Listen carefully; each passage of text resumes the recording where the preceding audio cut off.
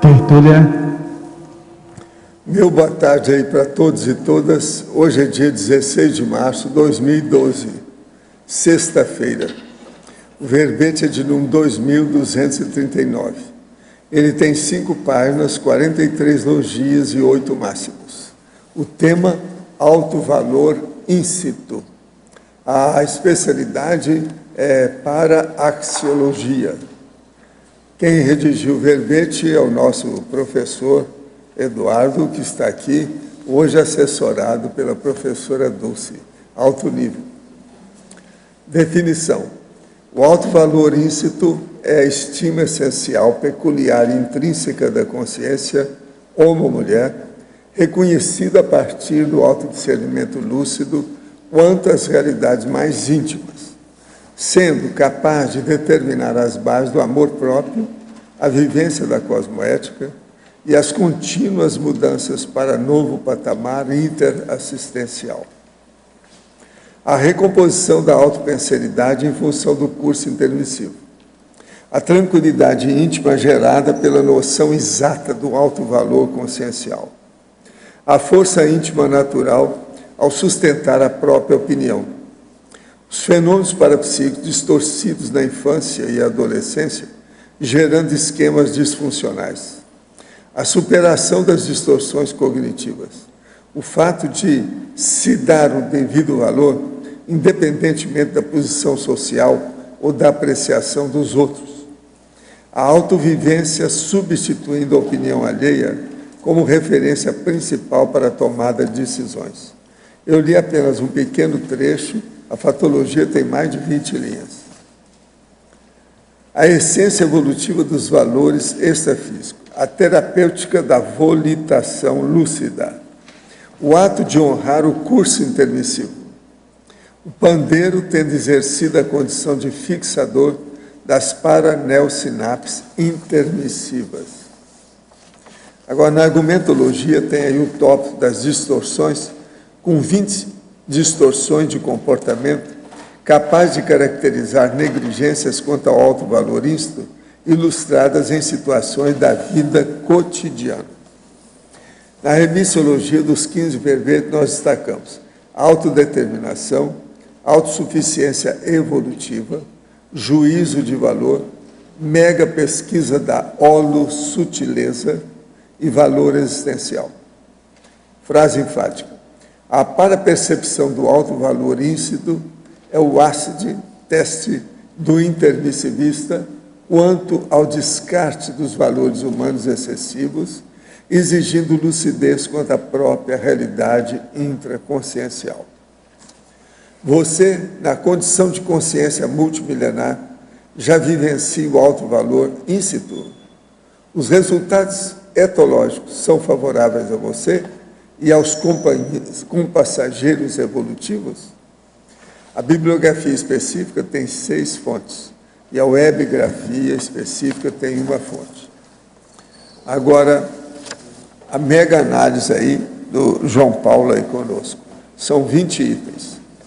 Autodiscernimento, autoposicionamento, autoestima, autoconceito, autoconfiança, autossuficiência, autocompreensão, autoparapsiquismo, egofilia, essência, autenticidade, antivitimização, lucidez, cosmoeticologia, para-axiologia, autopesquisologia, autocogniciologia, intraconscienciologia, autoparapercepciologia e conscienciometrologia. O verbete do dicionário aí hoje, nós temos a preservaciologia. Nós chamamos a atenção aí para a conclusão que tem uma taxologia sobre a conversa íntima, o presente assistencial, são 4 itens. A extra-pauta interassistencial e assistência reversa. Agora, ao verbetógrafo. Em Fatologia, página 16, 4ª linha de baixo para cima, poderia ampliar o fato de o amor próprio vir antes da análise de trafores e trafais e a substituição do egocentrismo pela autocompreensão? Essa questão é importante porque, na análise Trafares e Trafores, o amor próprio, o alto valor íncito, ele ajuda a pessoa a identificar de maneira mais isenta os próprios Trafares e Trafores e evita uma condição comum, que é a pessoa se prender ou ficar dependente dos Trafores, ou do Trafor. Um exemplo muito comum disso é aquele profissional que ele não se dá o devido valor, ele tem muitas habilidades e ele só consegue ficar naquela linha de trabalho, naquele Trafor dele. Ele não consegue extrapolar isso e melhorar, por exemplo, a questão dos Trafares. Um exemplo que acontece, por exemplo, em hospitais, né? Às vezes aquele cirurgião que vai contar a sua cirurgia e fala 3 horas da sua cirurgia, né? A gente fica ouvindo, as pessoas ficam ouvindo aquela condição e você vê que está faltando ali aquela descrição em relação àquelas habilidades que a pessoa tem. E quando a pessoa começa a desenvolver essa questão do alto valor íncito, do amor próprio, ela começa a lidar de maneira mais natural, mais tranquila com as próprias habilidades. As habilidades deixam de ser uma espécie assim, de guarda-chuva, ou aquela condição, a pessoa se sente mal, mas pensa assim, poxa, mas eu tenho Trafores, né? Então, quer dizer, lógico que todos têm Trafores, lógico que todos têm Trafares. O que não está sendo avaliado é a condição íntima, aquele estado da autoestima, às vezes distorcido que a pessoa traz da infância. E essa distorção, na verdade, o que está acontecendo é uma dificuldade de fazer uma autoanálise. E nesses casos é que a pessoa facilmente cai no egocentrismo, porque aquela condição íntima mal metabolizada, mal elaborada, se ela não esclarece, se ela não trabalha isso dentro dela, a tendência é ela cair no egocentrismo e começar só a pedir as coisas para si. Por isso que o autoesclarecimento, nesse caso, é muito importante. A pessoa passa para a autocompreensão. Ela começa a entender as questões de autoestima, as questões que envolvem, né, o ânimo dela, o astral dela, como se diz popularmente, e ela faz essa substituição.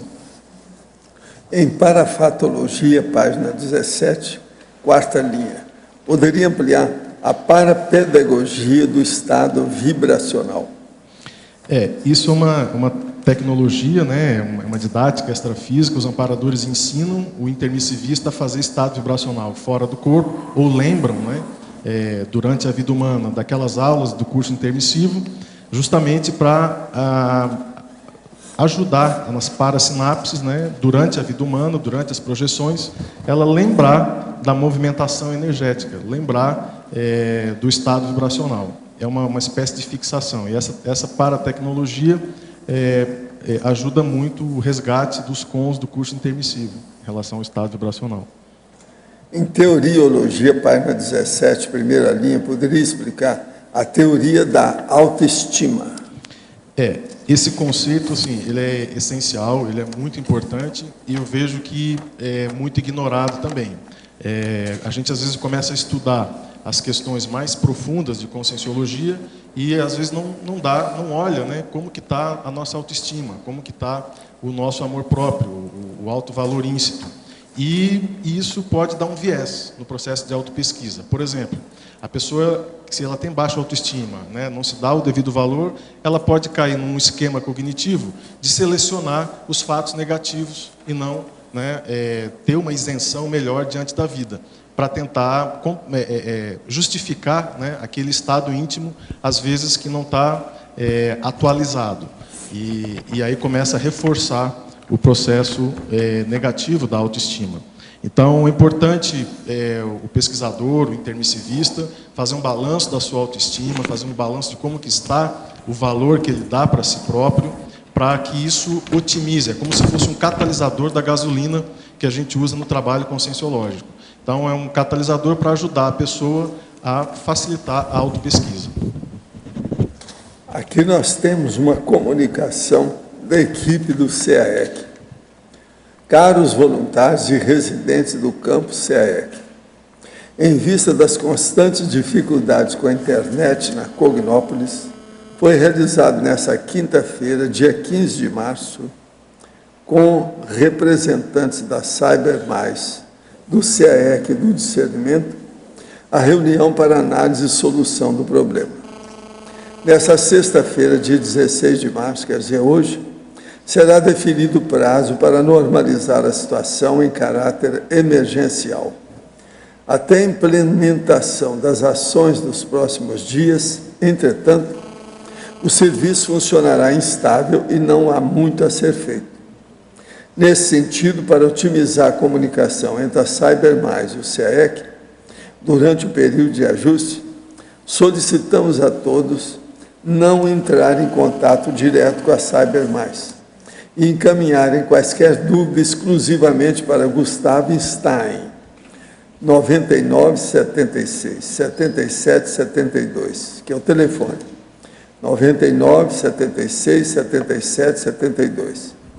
Ou se não, Stein, escreve STEIN, ponto, gustavo@gmail.com. Então é stein.gustavo@gmail.com. Comunicaremos em breve o andamento da situação. Gratos. Equipe CAEC.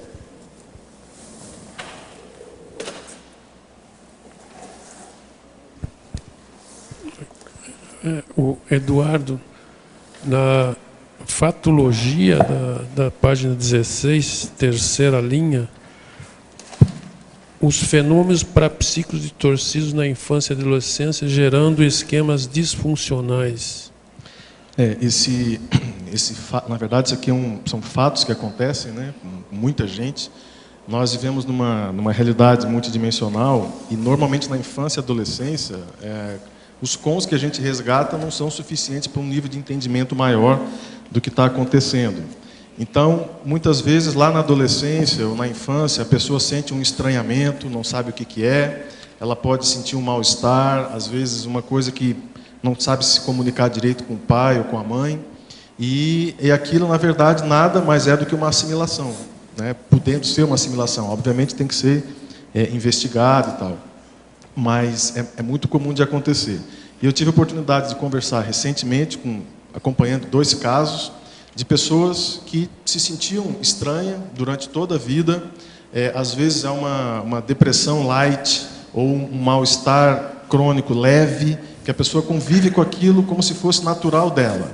Até o dia que ela vai fazer lá um curso, às vezes com bioenergias, um trabalho de conscienciologia, ou às vezes até conhece uma pessoa que tem uma senha, que seria afinidade com ela, uma senha assistencial, e essa pessoa encosta ou faz um trabalho com energia e a pessoa se sente feliz de uma hora para outra, né? Então ela sente aquela desassimilação.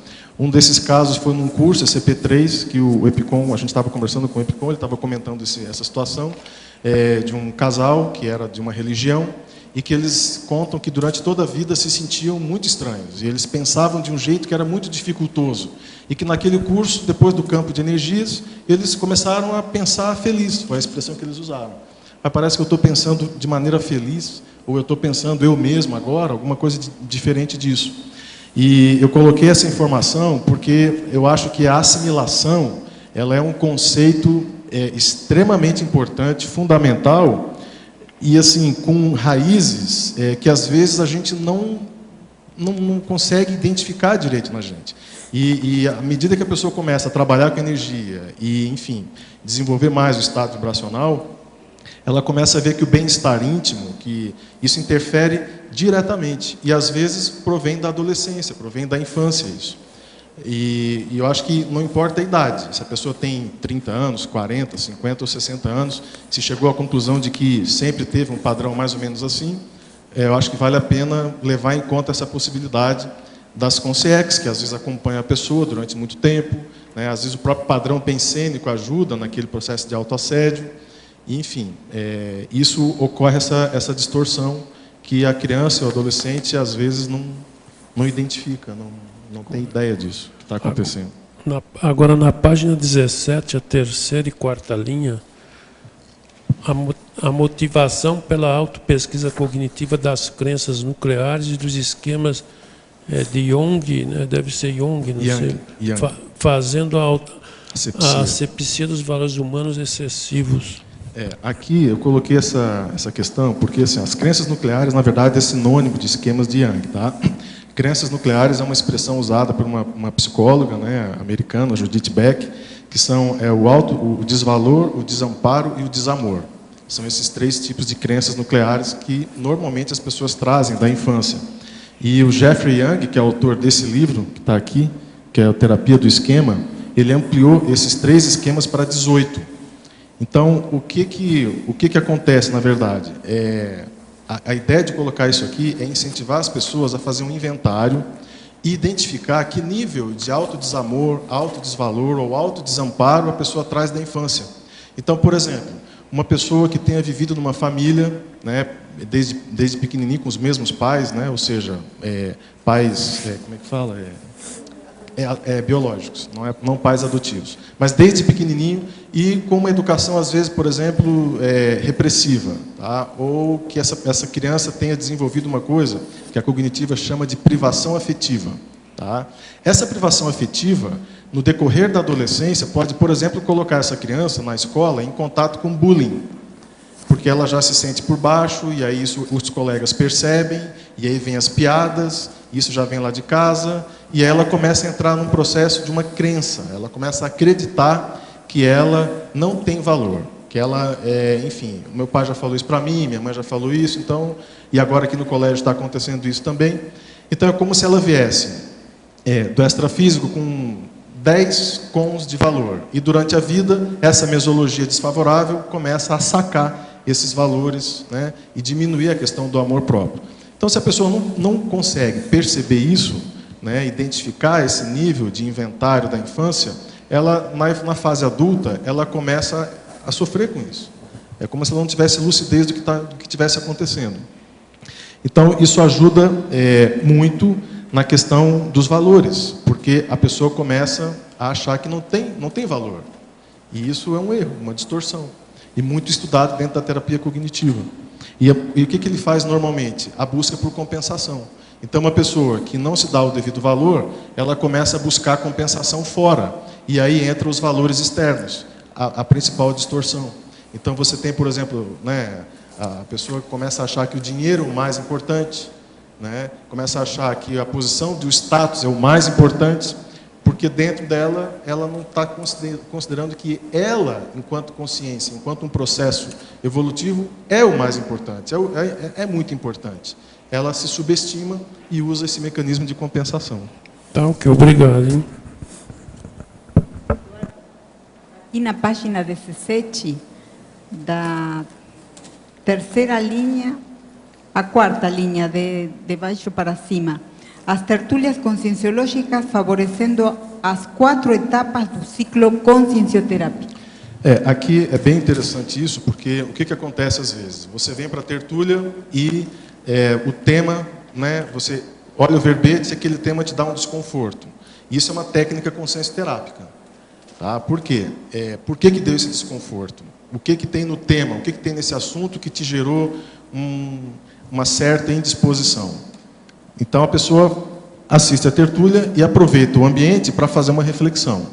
Outra variável que acontece muito também na tertúlia é o contrário. A pessoa, às vezes, não está muito bem, passou uma semana difícil e tal, chega aqui na tertúlia e a coisa levanta, melhora a energia, tudo limpa, faz todo o desassédio da pessoa. Né? Isso ajuda a fazer o autodiagnóstico. Então, tem os dois lados para se pesquisar. E a pessoa que está procurando trabalhar com autoconsciência terapia, pode aproveitar a tertúlia para usar isso como um fator otimizador, para ajudar. Também eu acho a respeito da temática, né, que favorece a assistência da própria consciência e das consciências, né?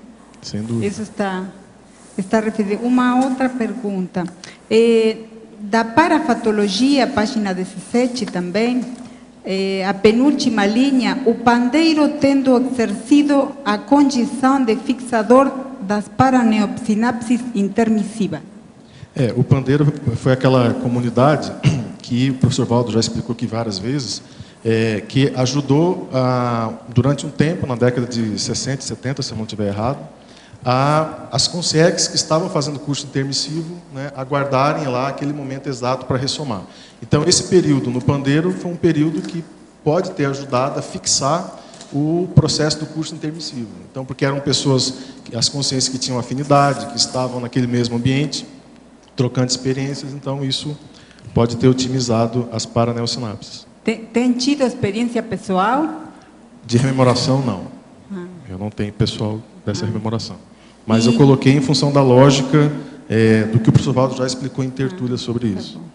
E na enumerologia? Onde? Enumerologia, também na página 17. Os dois últimos itens. A antivitimização discernida e a resiliência lúcida? Isso. A antivitimização é justamente assim, a mensagem também desse verbete, que é essa ideia. Eu tive uma vez no ECP2 e a Concierge começou o ECP2 falando que a vitimização não ajuda ninguém, não ajuda em nada, só atrapalha. Então, a opção pela vitimização é uma opção burra, é uma opção definitivamente errada e que só leva a pessoa para o buraco. Então, ao colocar isso aqui, a ideia é justamente você... por que o discernir da antivitimização? Porque a pessoa, ela, naquele momento em que ela tomou uma decisão, se ela não discernir os motivos reais de qual foi a causa da decisão, ela pode, posteriormente, cair em vitimização. Então, a ideia é justamente evitar que isso aconteça. E a resiliência, foi comentado aqui na tertúlia essa semana também, é a capacidade de você retomar, né, depois de uma queda, ou a sua capacidade de flexibilização diante de uma situação. E aí você tem que evitar a questão da malemolência, a questão de ir na onda, de ser flexível e tudo mais, e quando, na verdade, tem momentos que você tem que ser rígido, ou tem que ser firme. Então, a questão da lucidez em relação à resiliência, a sua capacidade de lidar com a flexibilidade. Muito obrigada, muito bom.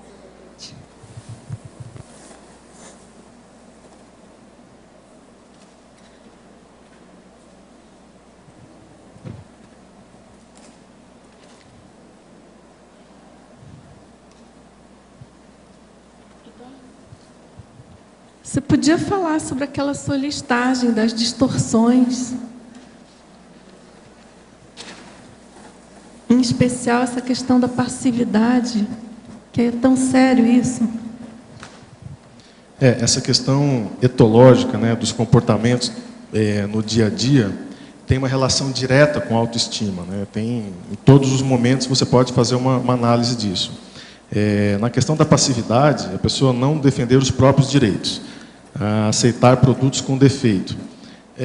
Aquela condição, a pessoa acordou naquele dia, às vezes está lá, teve uma situação extrafísica, acordou já com a cabeça meio diferente, não fez estado vibracional, acordou de qualquer jeito, chegou atrasado, saiu atrasado, ou seja, o dia que era para ser um dia parapsíquico, acaba se tornando um dia mais de autoassédio, a pessoa saiu meio autoassediada de casa. E aí tenta fazer estado vibracional, com certa dificuldade, tenta fazer aquela higiene consciencial, e se depara lá numa situação qualquer, onde ela vai ter que se posicionar, vai ter que defender um direito dela. Aí ela olha para lá, mas eu não estou muito bem, eu não estou muito legal, então, esse negócio, eu vou deixar para amanhã, eu não vou mexer com isso agora, porque, enfim, pronto, perdeu uma oportunidade, não se posicionou, não se definiu, e aí caiu nessa condição, né, de passividade. E isso tem relação também com a falta de posicionamento, a pessoa não se posicionar. E isso acontece muito. E no consultório também é muito comum de acontecer. Não com relação a aceitar produtos com defeito, mas aceitar tudo que o médico fala. Entende? E nesse livro aqui, o Não Se Deixe Manipular pelos Outros, do Dr. Wayne Dyer, esse livro foi escrito em 1978, eu acho uma pérola, né, um livro muito bem escrito, e ele coloca essa questão. Você chegou no consultório, o médico começa a falar algumas coisas para você, você não concorda? Você não é obrigado a concordar com o que o médico fala. Assim, às vezes a gente põe a situação para o paciente, olha, a situação é essa, tal, assim, assado, isso é o melhor para você, o que a gente está vendo. Mas se o cara está dando uma batatada, ele está no consultório e não é nada daquilo, você não precisa se posicionar, entrar já com a situação subjugada e concordar com tudo que a pessoa está falando. Então, isso precisa ser considerado. E mexe, com certeza, nas estruturas, nas entranhas da pessoa, né, nas crenças que ela tem, aquelas questões de valores que a gente comentou da infância. Às vezes a pessoa acha que ela não tem capacidade para questionar uma autoridade, ou uma pessoa que está ali naquela condição. Isso é seríssimo, né? A pessoa acaba aceitando tudo que falam para ela. Gente, eu hoje quero mostrar para vocês que nós não ficamos só com os atores e atrizes fajutos que nós temos aqui. Hoje nós temos uma atriz fora de série, autêntica, que está aqui, que é a Maria Paula.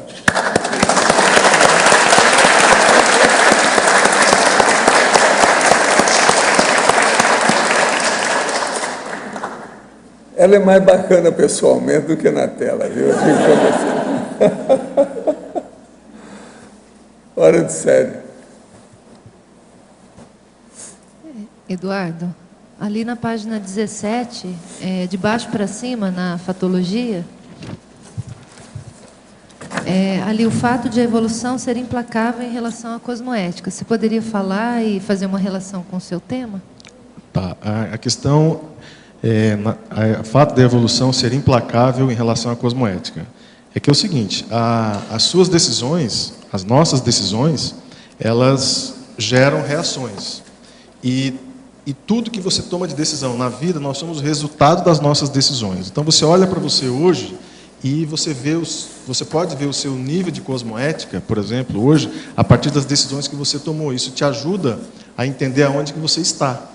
Né? Então você olha e vê, as minhas últimas decisões nos últimos 10 anos foram essas, e listar essas decisões. E você, do jeito que você está hoje, você pode ver se as suas decisões no passado foram cosmoéticas. Quais foram essas decisões que te colocaram? E a questão de ser implacável é porque a cosmoética ela não esquece, ela não é uma coisa assim, explícita, né, crua, não tem romantismo com a questão da cosmoética. E isso ajuda a pessoa a identificar a cosmoética dentro de um nível de assistência menos romântica, menos ingênua. Né? Às vezes a pessoa acha que ajudar os outros está assim, numa condição simpática, agradável, né? Está bem com as pessoas e tal. E quer dizer, na verdade, às vezes ela pode estar caindo numa distorção, que é a questão de fazer média, de não se posicionar, não se definir. E a coisa cai na cabeça, vai bater na cabeça lá na frente. E é isso que é implacável. Se a pessoa não corrige esse tipo de postura, lá na frente a cosmoética vai bater na cabeça e vai exigir que ela se posicione perante si própria, que ela se esclareça em relação ao que ela não quer se esclarecer. E é fácil de você ver isso numa análise com as pessoas, né, você observar isso. As pessoas que às vezes têm dificuldade de falar o que pensa, de se posicionar em relação a determinado assunto. Lá na frente, um dia, a pessoa vai precisar estudar isso e colocar isso em prática, já que é isso que colocou, né, que é implacável.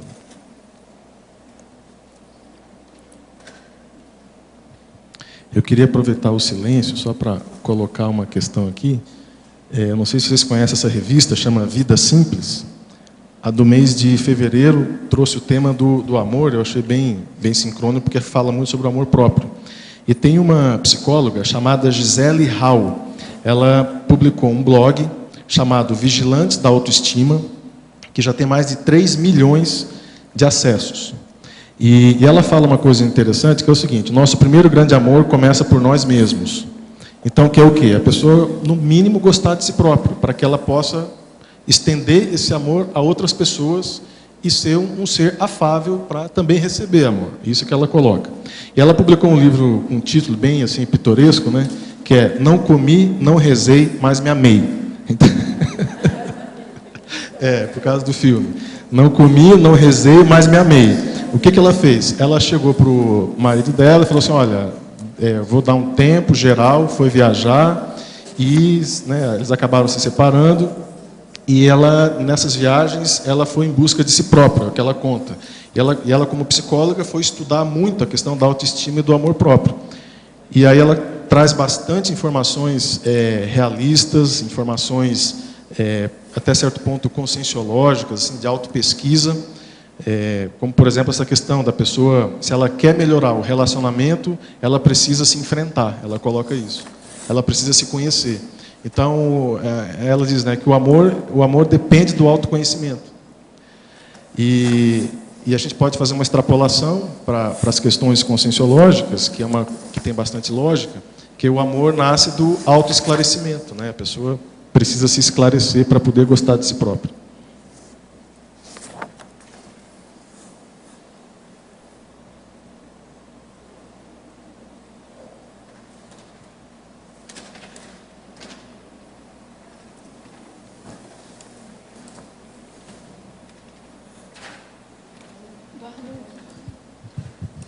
Você podia falar sobre os paradoxos que você colocou aqui, Eduardo?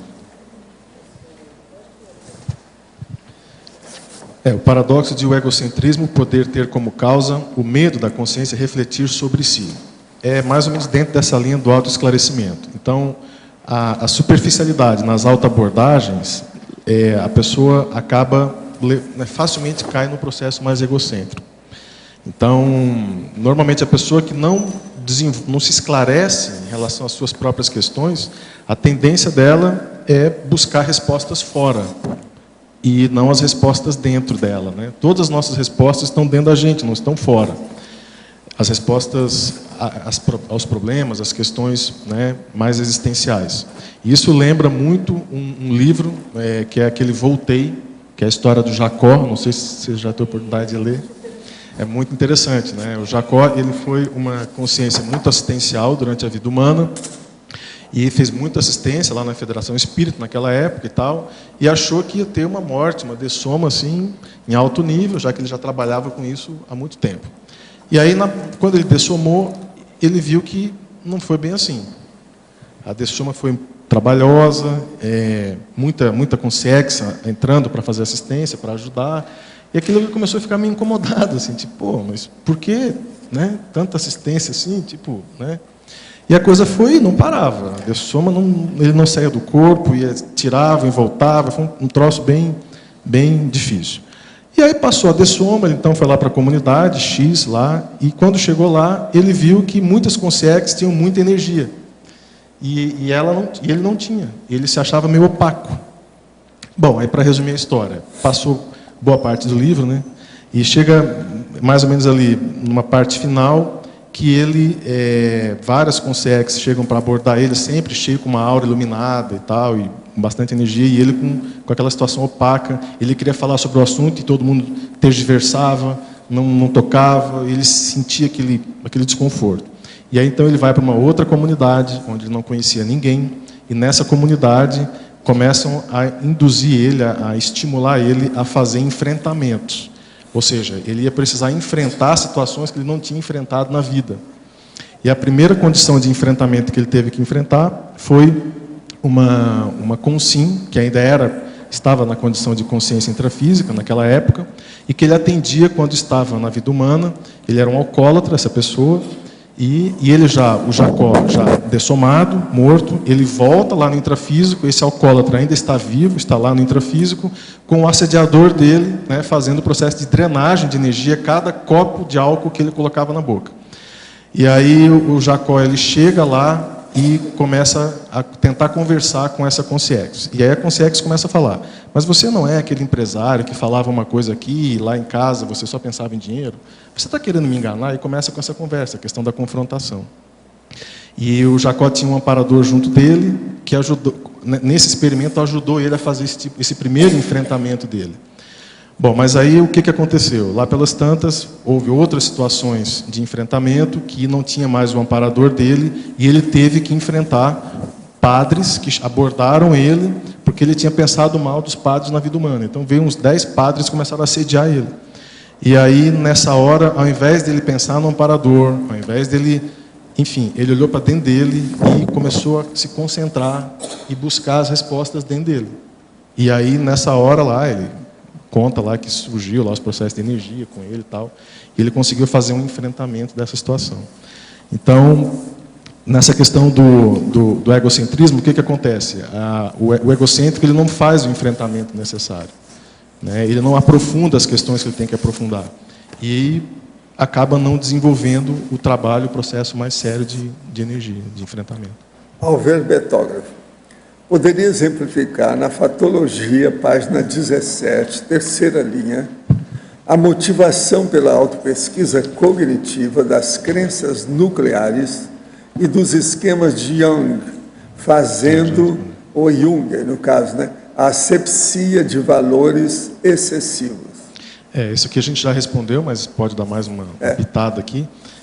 Tem a ver, então, com as crenças, né, da infância e a importância da pessoa estudar as questões cognitivas, né, as distorções que traz da infância, justamente porque é comum a pessoa chegar na fase adulta com um déficit, né? Ela achar que ela que não tem o devido valor, ou que poderia ser um pouco mais, mas enfim, a vida dela foi aquilo mesmo, então tá bom assim mesmo, e acaba se subvalorizando ou se subjugando em relação a si próprio. E isso explica um mecanismo de defesa, que é a pessoa buscar as respostas em valores externos, né? Então ela começa a querer mostrar o que ela não é, parecer o que não é, em relação a status, né, que é uma questão de valor muito comum, ou a questão do dinheiro, enfim, ela distorce esses valores. E a forma de trabalhar isso é, como a gente comentou, né, fazer um inventário da infância, adolescência, identificar se houve, né, esse tipo de situação, bullying no colégio, ou uma educação familiar mais repressora, mais difícil, que possa ter introjetado na consciência esse tipo de distorção que acabe dificultando ela de ter um desempenho melhor, um desempenho mais, digamos, up-to-date, né, com o curso intermissivo dela. Poderíamos fazer uma relação entre o trinômio alto valor justo, cosmoética, interassistência, mencionado em Trinomiologia, página 17, primeira linha, e o trinômio queixa, autodepreciação, autovitimização? Na sua opinião, a maior causa de assédio no planeta reside nesse trinômio e, consequentemente, na falta de alto valor íncito? Olha, não dá para a gente, né, dizer que tudo gera disso, mas, com certeza, a falta de amor próprio, a falta de valor próprio é a base, o início da questão do autoassédio. Então, todo heteroassédio começa com um autoassédio. E o autoassédio, ele pode ter uma explicação a partir dessas questões que a gente está comentando.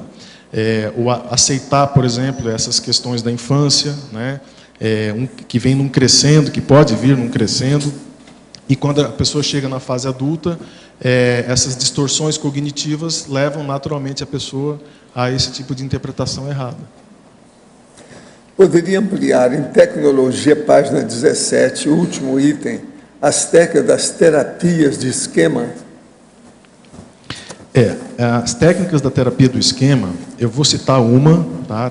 Nesse livro aqui existem várias, que é o livro Terapia do Esquema, tá? Do Jeffrey Young, é um clássico aqui da terapia cognitiva. Recentemente houve um curso aqui no CAEC, onde foi feito um estudo para saber qual que o esquema que mais preponderava na turma, e a turma considerou o narcisismo.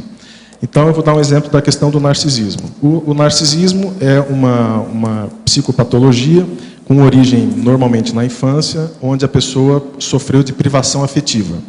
Então essa privação afetiva cria na pessoa uma sensação de um desconforto íntimo, uma espécie de um mal-estar que ela aprende a conviver com aquilo.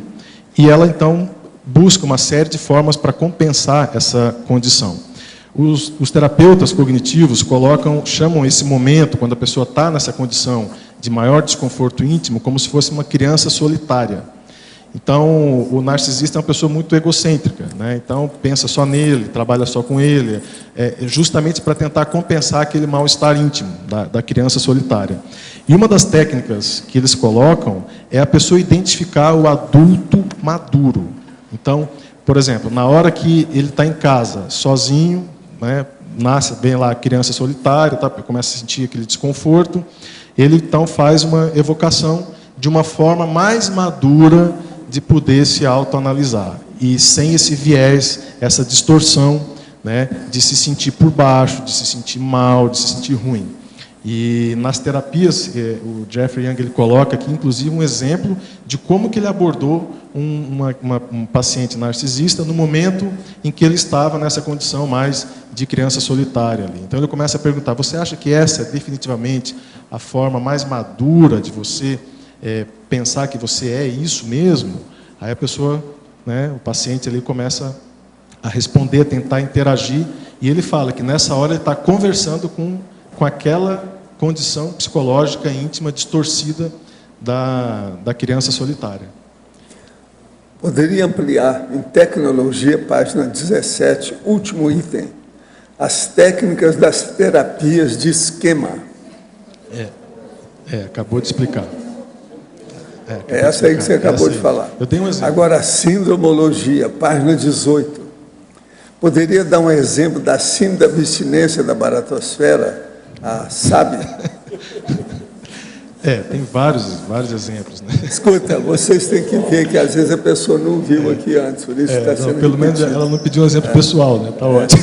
Hoje está tudo assim, está alterado aí.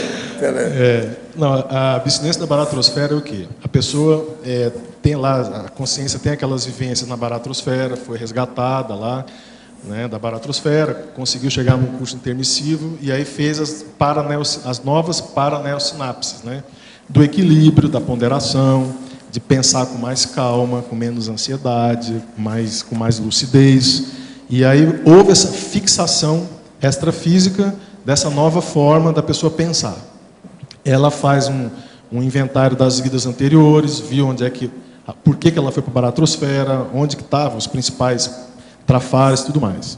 Quando ela vem para a vida humana, aqui ela não vai lembrar necessariamente do curso intermissivo de cara, né?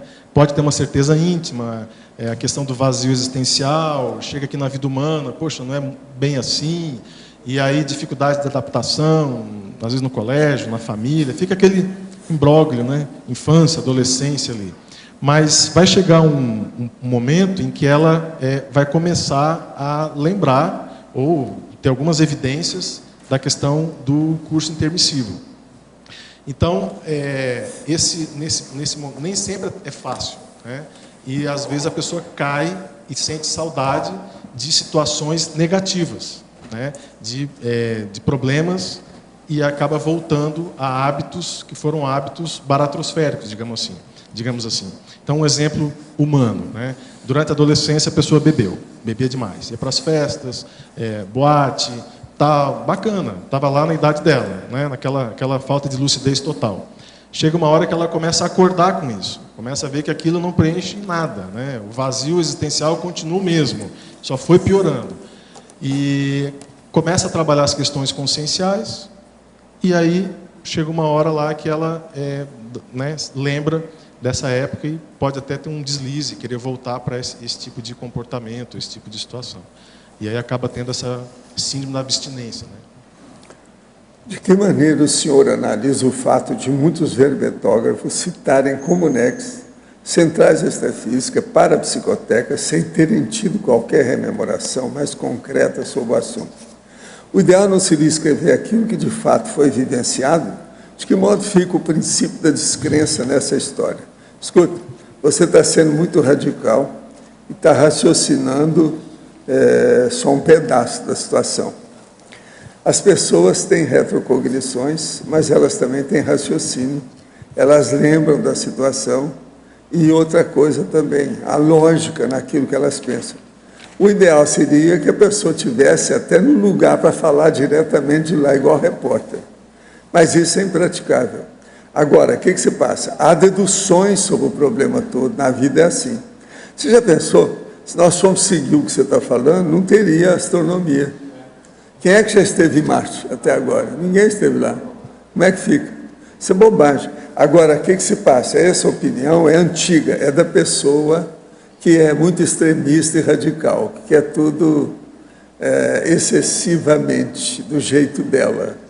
Então, você tem que pensar o seguinte, é muita gente aqui que já nasce com a ideia inata. Como é que fica a ideia inata? A pessoa já tem, não precisa do princípio da descrença para a ideia inata. Então, vamos raciocinar sobre isso com calma e você vê bem os seus pontos de vista. Agora, ideal por ideal, seria o ideal é a pessoa estar no lugar e falar, estou aqui com a pessoa, estou vendo aqui na minha frente um objeto assim, olha, estou pegando concreto. A vida não é assim. O que vai fazer? Agora, o princípio da descrença, ele é rígido para aqueles que precisam. O negócio é muito sério, nós todos precisamos disso. Mas como é que fica? Walter, tem um princípio que é o perfeito não pode atrapalhar o muito bom. Se a pessoa ficar só na condição do perfeito, que seria a condição ideal, daí a pouco faz não nada. tem nada, não arranja nada na vida. Mas o mundo fica restrito. Posso perguntar? Pode falar. Eduardo, página 17, Principiologia. Eu achei muito interessante que você fez uma comparação com os emissários de bordo, né, para compreender melhor o princípio da assistência. Você pode aprofundar essas ideias? Sim. Esse princípio, né, o princípio assistencial exemplificado pelos comissários de bordo. Coloque a máscara primeiro em você e só depois auxilie quem estiver ao seu lado. A ideia é que, na prática, isso até eu coloquei e lembrei de uma frase que o professor Pedro comentou no curso Profilaxia das Posturas Monárquicas, que é aquela condição de você, às vezes, parar um pouco e ver de fato como é que você está. Né? O que você está fazendo? O que você quer para você? Você está no mar nadando, porque todo mundo está nadando lá para o leste, e de repente você para e fala, pô, mas por que eu estou nadando? Né? Como é que eu estou de fato? O que eu quero? E aí isso é um nível de qualificação maior, inclusive da própria intenção da pessoa. E eu coloquei esse princípio porque eu acho que ele é básico, assim, ele é venal, né? Ele é assim, na veia, no sentido de que isso é um movimento constante que deve ser feito, diariamente. Você pensar como é que eu estou, né? Você atua pelo que você é, não pela imagem que você tem. Então, você não pode tomar uma decisão porque você tem uma imagem X. Você tem que tomar uma decisão porque você, de fato, é aquilo, naquela condição, naquele momento. Então, naquele exemplo de você acordar de manhã e passou por uma situação extrafísica que não está muito bem. Naquele momento, você não está muito bem. Né? Então, você tem que tomar decisões naquele dia baseado naquele momento seu. E não no momento de anteontem, que você estava em homeostase, fez uma assistência X qualquer lá, que você, né, atuou. Então, isso vale muito a pena, você olhar para você, para poder fazer assistência para o outro depois. Ele está usando a linguagem médica, ele falou na veia. Mas é um processo endovenoso. Venal. Diretamente. Né? Na veia. Eduardo. Não sei se respondeu, Marina. Mariusa. Pode falar, Marina. Tá bom. E por favor, que você esclarecesse mais o antagonismo auto-valor íncito e orgulho. Fizesse um aprofundamento aí. Tá, na antagonismologia toda? Como um todo? Não, meu querido. Qual? Antagonismo? O antagonismo é na quarta linha. Não, segunda linha do antagonismo. Antagonismologia. Auto-valor íncito e orgulho. E orgulho, ok. Aqui na questão do orgulho, existe assim, aquele orgulho puro, né, da criança, por exemplo, mimada. Então, sempre mimada, sem limites, a criança desenvolve, acha que ela é o imperador, que ela pode tudo e tal. Não é desse orgulho que a gente está colocando aqui. Aqui é o orgulho como mecanismo de defesa. Então, tem um caso, por exemplo, né, que eu achei bem interessante. Na época, eu fazia medicina, fazia estágio em ginecologia e obstetrícia, e eu cuidava de uma faxineira lá no Rio de Janeiro. Ela estava grávida, acho que de uns 6 meses, e eu fazia o pré-natal dela, né, todo mês, certinho. E ela entrava no consultório, é muito interessante, assim, com o nariz empinado, totalmente empinado, então ela praticamente não me olhava, então ela abria a porta e ela entrava assim. Aí eu, tudo bem com a senhora? Tudo. Pode sentar, fica à vontade. Pois não. Mas era uma coisa assim, e eu olhava, gente, mas quem que é ela? Aí a gente conversava entre nós, né, mas quem que é essa pessoa? Não, ela é faxineira, trabalha aqui, não sei o que e tal. Aí aquilo me chamou muita atenção, porque aquilo mostra o quê? Que a arrogância e orgulho não tem nada a ver com questão de posição social e status, é uma doença mesmo. Então é uma forma de reagir a um problema íntimo que a pessoa não quer enfrentar. Então ela põe uma máscara, ela veste um ego que não é propriamente ela. E aqui eu coloquei como antagonismo, porque o auto-valor íncito não é nada disso. O auto-valor, a pessoa está fazendo o esclarecimento, ela sabe quem que ela é. Ela está buscando, né, saber de fato quem que ela é. E esse movimento é um movimento homeostático, é um movimento positivo, que não combina com o orgulho. Né? É praticamente antagônico. Okay, só para complementar ainda mais um pouco. Né? Obrigada. Parabéns pelo verbete, viu? Muito bom. Tá bom, ok. Complementar. Não, a complementação, outra variável que tem, são os processos extrafísicos. Né? Então, você começa a ver o processo extrafísico, como é que você é fora do corpo, as acariações, as projeções vexaminosas. E isso é totalmente anti-orgulho, né? A pessoa ter esse tipo de vivência. E ela vai fazer uma análise, de fato, do processo de orgulho, de vaidade, de arrogância. E isso também foi um dos motivos da questão do verbete, né? A autoestima da psicologia convencional leva em conta a vida humana. Na hora que você começa a ter retrocognições, processo extrafísico, a realidade nua e crua da consciência, como é que fica a autoestima? E aí é que, né, essa ideia de você se dar valor em função do processo milenar.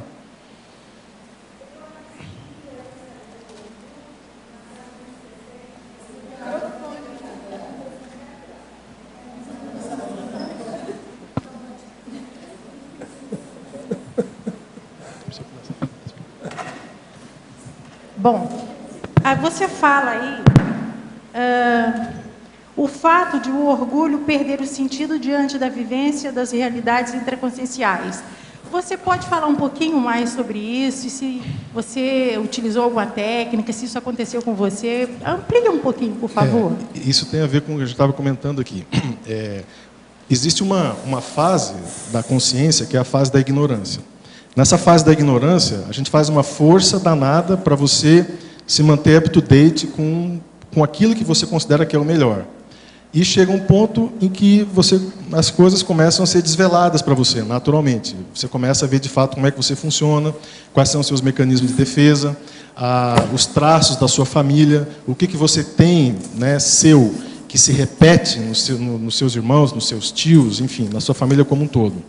E o que ajuda muito a você identificar, né, do ponto de vista do orgulho ou de outros traços mesológicos, às vezes, são as vivências extrafísicas. Então, levar em conta o que acontece nas suas projeções, né, o tipo de acareação. Existem acareações, por exemplo, você é colocado numa condição extrafísica com 2 amigos seus, por exemplo, e você não consegue sair, você está ali e você vai ouvir tudo que vão falar a seu respeito.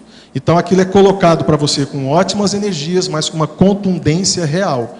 É como se fosse uma verdade relativa, né? Mas que você vai precisar ouvir aquilo até o final. Quando termina, você acorda. Você não volta para o corpo antes, né, de terminar todo aquele trabalho, aquele processo da terapia ali, extrafísica. E você ignorar isso, né, aí é realmente uma burrice enorme, né? Então, a questão de tirar proveito disso é que não dá mais assim para a pessoa querer esconder qualquer questão dela, né? As coisas têm que estar sempre muito explícitas. E tirar proveito do processo extrafísico disso. O senhor já pesquisou sobre Hermes Trismegisto? Se sim, que considerações faz dessa personalidade? O homem era um dos grandões da época, mas está tudo superado. Agora é bom você dar a sua opinião, né? Não, eu não Porque ele não está falando pesquisei. Aqui, quem é que deve falar? Eu não pesquisei. Não? Pois é, ele era fora de série para a época. Sinto-me extremamente ele era fora de desautorizado. série, mas tinha uma aura muito forte de misticismo em torno das coisas dele. Agora, para você, Enfatologia, página 16, primeira linha. Poderia explicar a egofilia cosmoética? Tá. Nos 700 experimentos, o professor Valdo coloca o conceito egofilia como algo não homeostático, digamos assim, porque facilmente a pessoa cai numa condição de pensar só no próprio ego, né? Mas aqui a gente quis chamar a atenção do processo cosmoético, ou seja, da pessoa ser amiga dela própria, né? Ela tem aquela questão ali da megapensenologia, a retaguarda íntima. Então tem momentos que você tem que contar com você mesmo, tem que contar com a sua consciência, com o que tem dentro de você de bom. E se você não identificar, né, tudo que tem de bom dentro da sua consciência, você fica na mão. Então, tem momentos evolutivos que os amparadores colocam isso para a pessoa, justamente para ela começar a crescer por ela própria e parar de crescer pelos outros. Tinha umas outras frases do Steve Jobs, que eu acho bem interessante, que era o seguinte: a pessoa não viver conforme o pensamento do outro, que é o dogma. A pessoa viver pelo pensamento próprio. E isso lembra a pesquisa do Losch sobre liberopensenidade, que a liberopensenidade, por exemplo, a pessoa buscar a liberdade de pensar, pode ser um termômetro para identificar o amor próprio. Então você pensa, eu penso por mim mesmo, eu defendo as minhas opiniões ou não? Se você chega à conclusão que você tem dificuldade de pensar por você mesmo, que você sempre leva em consideração o pensamento dos outros, e você acaba não tomando decisões por você mesmo, o que está faltando? Tem questões de afetividade, tem questões de autoestima, falta amor próprio. Então, é uma forma de você analisar a questão do amor próprio. A Interlúdio promove tratamento de consciência e resgates na baratosfera? Sem dúvida. Você tem que lembrar o seguinte, toda Comunex mais um pouco avançada faz resgate e assistência na baratosfera. Isso é regra. De modo que a Interlúdio dessas avançadinhas deve ter muito trabalho nesse sentido. Complementar, Eduardo, essa questão da pessoa pensar por ela, que a Hannah Arendt trabalhava muito, o conceito de Selbstdenken, né, que é o pensamento independente, né? E essa era uma expressão que ela gostava muito de utilizar para justamente reforçar essa condição da pessoa pensar por si própria. Em cima disso, acho que vale a pena, né, mostrar esse livro, que é o Pensamento Crítico, e eu usei uma boa parte, né, do livro, mas dando destaque aqui, no capítulo 2, a questão que está na argumentologia. Foi falado aqui, deixa eu ver onde é que está. A questão da manipulação, né? No item 11, permitir ser manipulado por ignorância ou preguiça. E um exemplo bom é a questão da matemática. Então, a pessoa que tem preguiça, por exemplo, da parte contábil, preguiça de olhar os números, ela é facilmente manipulada. A pessoa chega lá, o contador fala, olha, aconteceu isso, viu? Você fala, tá bom, ok. E tem preguiça. E aí, o que está acontecendo? Está sendo manipulada. Qualquer pessoa que entenda do assunto faz a pessoa de boba e acaba, né, manipulando. Isso não é só com a matemática, né? Envolve vários outros assuntos. Professor Valdo, aqui. No verbete do dicionário, na conclusão, o senhor fala em assistência reversa, o item 4. O senhor pode falar um pouco mais? Aqui eu estou dizendo, assistência em ricochete, quando a consciência até aquela oportunidade, assistida, aguarda o momento oportuno para informar ao assistente algo importante para ele mesmo, assistente. Assim acontece a coassistencialidade ou assistência do assistido no âmbito da mutualidade interassistencial do Homo sapiens coterapêuticos.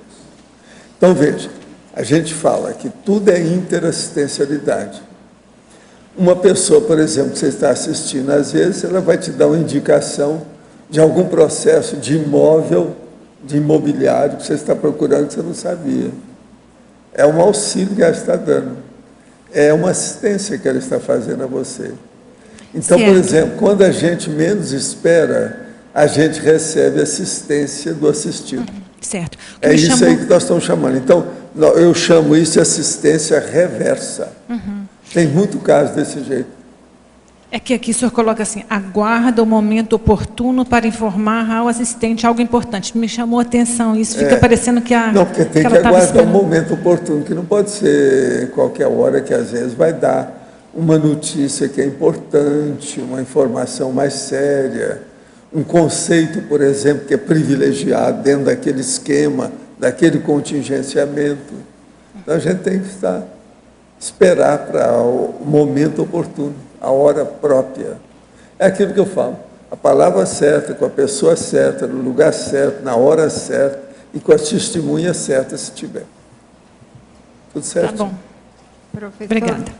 Professor Valdo, Sim. esse tipo de inscrição que coloca aqui tem dito muito em projeções da consciência, quanto à temática, não a temática, o método, ou a forma de atuar das consciências que são assistentes. Sempre tem, né? Todo lado aí.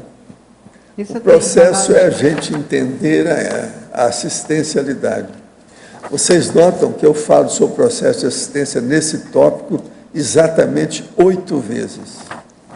E nesse tópico aí do enunciado, eu falo exatamente 7 vezes. Tudo sobre assistência. Você vê como é que o assunto é importante na questão de preservar o processo. Agora, o argumento aqui é mega assistenciológico. Sim. Isso está dentro da paraestrategiologia? Até um certo ponto, né? O problema, como diz o Loche, ele gosta muito da...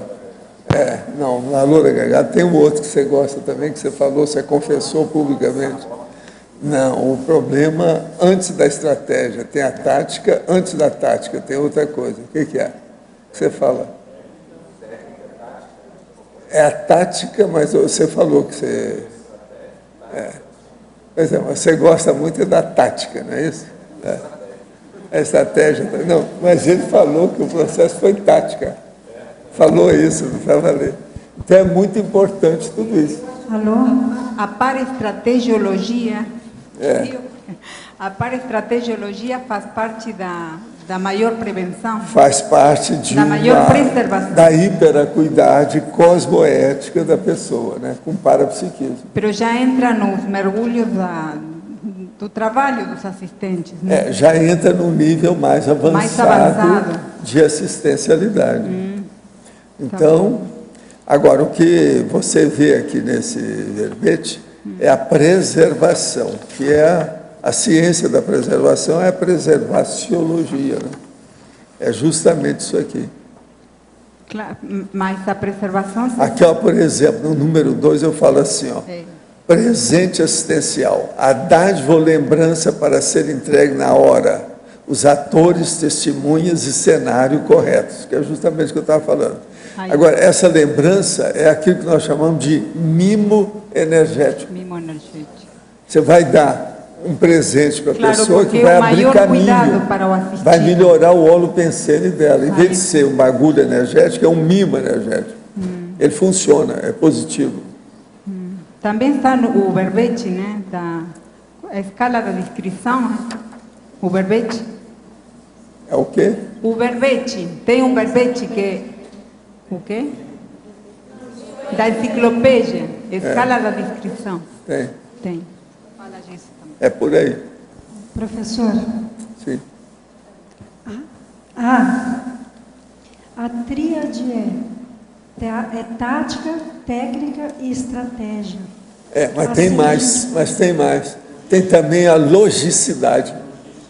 Logística. É mais do que isso. A logística, às vezes, você mesmo falou que você gosta da logística. Então, nós temos que lembrar de tudo isso. Eu queria saber se o senhor já publicou, é que eu não tenho acompanhado tão de perto, a metodologia de fazer o dicionário. Como é que é? Se o senhor já publicou essa metodologia. Não, a metodologia eu vou dar a hora que publicar o primeiro volume de 900 páginas. É muito detalhe. Pois é. Estou me preservando. Para quando eu falar, eu saber responder a vocês. Então, toda a crítica que apareceu, eu já vou mostrar antes. Agora, ó. Isabel, eu estou com um plano, eu já falei com a turma, esses que fazem revisão, que quando eu for fazer a mega revisão, eu vou imprimir as 900 páginas do primeiro volume e junto com isso eu vou imprimir, até agora são mais ou menos 14 páginas da mega revisão, que eu vou dar para eles para ver. E ali eu vou indicar. Entre os verbetes, por exemplo, tem um que chama verbetologia. E tem um outro que é a verbetogramologia, que é um processo para a gente ver os detalhes todos. Agora, esses dois verbetes do dicionário, junto com as 14 páginas da mega revisão, disseca o problema todo. E, além disso, ainda tem a introdução, que tem muitas páginas de explicitação de como é feito o dicionário. Agora, ó, o dicionário é mais complexo, esse aparentemente simples. Ele dá muito mais trabalho do que fazer enciclopédia. Pra você ter uma ideia. Muito mais. É tanto que eu já estou trabalhando há alguns meses, ainda faltam, no dia de hoje, 110 páginas para 900. Então, está pertinho.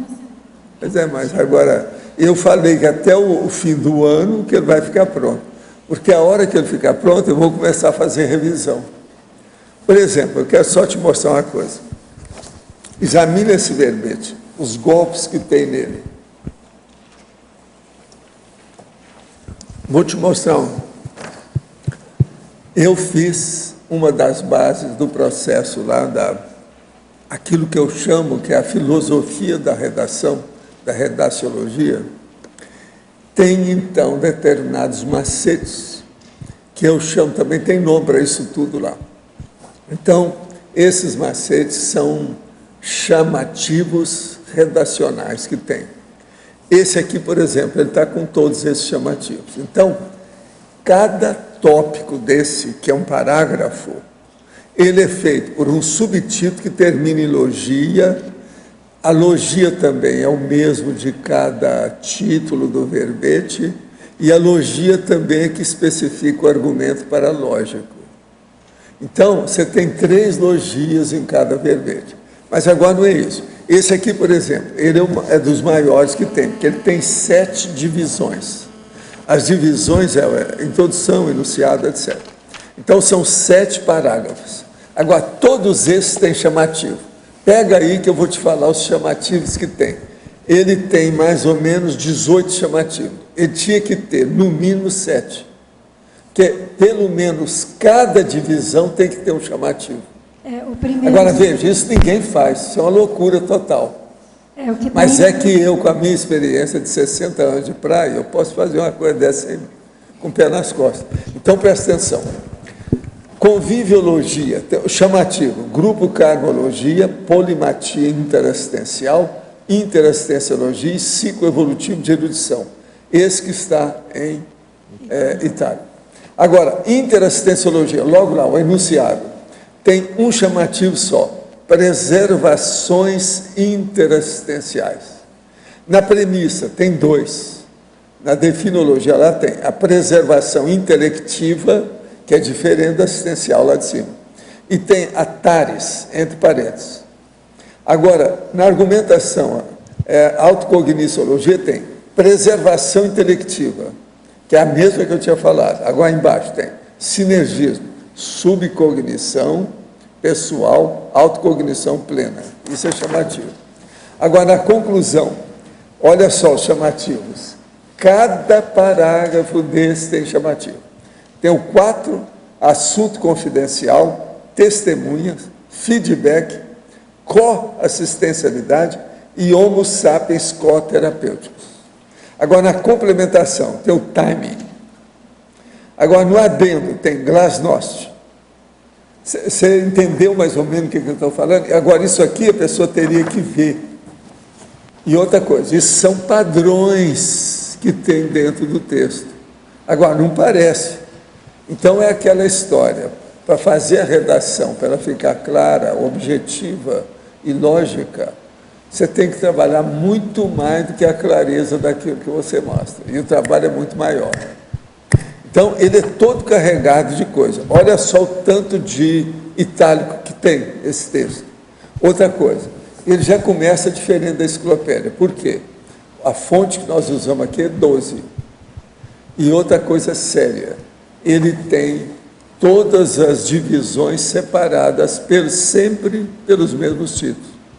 Cada verbete tem, no mínimo, 4 divisões, ou no máximo 7. Esse aqui tem o máximo, tem 7. Agora, veja, isso é rígido, não tem erro. Então, por exemplo, eu vou dar isso para todo mundo fazer a mega revisão, e vou pagar alguma coisa para aquele que achar um erro nisso. Você está entendendo? Nas 900 páginas. Você está entendendo? Não, eu posso, a gente pode ver depois o que eu pago. Que é o jeito de vocês começarem a estudar. Eu acho que é o jeito.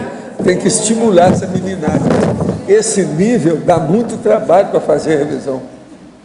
Vai dar trabalho. Não é fácil, não. Sr. Valdo. Não, vamos arranjar aí uma daquelas panela sua com manga assada, que é o melhor prato do mundo, que ela faz, é a invenção dela. Então, com isso, eu quero ver quem é que vai chegar lá. Agora, o melhor da história, tem isso. Se ninguém achar nada, eu vou comer na frente de todo mundo e não vou dar para ninguém.